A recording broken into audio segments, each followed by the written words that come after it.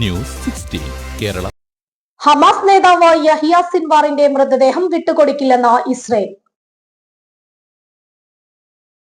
Hamas മുൻ നേതാവ് യഹിയ സിൻവാറിന്റെയും സഹോദരൻ മുഹമ്മദ് സിൻവാറിന്റെയും മൃതദേഹങ്ങൾ വിട്ടുകൊടുക്കില്ലെന്ന് ഇസ്രയേൽ. ഇരുവരുടെയും മൃതദേഹങ്ങൾ വെടിനിർത്തൽ ബന്ദിമോചന കരാറിന്റെ ഭാഗമായി തിരിച്ചു നൽകണമെന്ന ഹമാസ് ആവശ്യം അംഗീകരിക്കാൻ സാധ്യതയില്ലെന്നാണ് ഇസ്രയേലി മാധ്യമങ്ങൾ റിപ്പോർട്ട് ചെയ്യുന്നത്. ഇസ്രയേൽ തടവിലാക്കിയവരെയും നിരവധി പേരുടെയും മൃതദേഹങ്ങളും തിരികെ നൽകണമെന്ന് ഹമാസ് ആവശ്യപ്പെട്ടിരുന്നു. എന്നാൽ യഹിയ സിൻവാറിന്റെയും സഹോദരൻ മുഹമ്മദ് സിൻവാറിന്റെയും മൃതദേഹങ്ങൾ തിരികെ നൽകില്ല എന്നാണ് റിപ്പോർട്ട്. ഇസ്രയേൽ ആക്രമണത്തിൽ യഹിയ സിൻവാർ 2024 ഒക്ടോബർ 16 കൊല്ലപ്പെട്ടത്.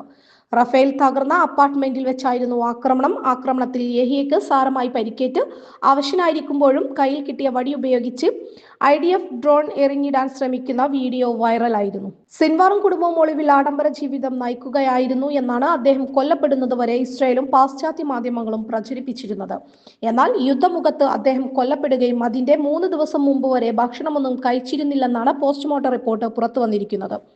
ഗാസക്കാർ കടുത്ത പട്ടിണിയിലാണെങ്കിലും ഹമാസ് നേതാവ് സിൻവാർ ഭൂഗർഭാറയിൽ സുഖജീവിതം നയിക്കുകയാണെന്ന് ഇസ്രയേൽ പ്രചരിപ്പിച്ചിരുന്നു.